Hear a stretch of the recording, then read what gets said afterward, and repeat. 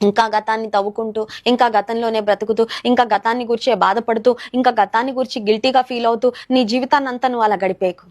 Rise up, అంగీకరించి అర్థం చేసుకో నీ పరిస్థితి ఏంటో, నీ తప్పులన్నీ యేసయ్య సన్నిధిలో ఒప్పుకో, ఆయన క్షమాపణ పొందుకో.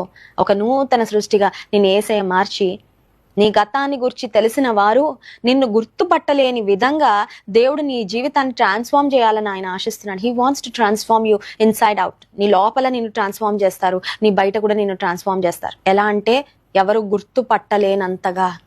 అయ్యో, ఒకప్పుడు ఈ వ్యక్తి ఇలా ఉండేది కదండి, ఆమె మాటలు ఇలా ఉండేవి, ఆమె పద్ధతులు ఇలా ఉండేవి, ఆమె ప్రవర్తన ఇలా ఉండేది, ఇలా ప్రవర్తించేది. Of course that may be your past, but God would like to change your life. నీ గతం అలా ఉండొచ్చు, కానీ నీ గతం లాగానే నీ వర్తమానం కూడా నువ్వు కొనసాగడం దేవుని చిత్తం కాదు.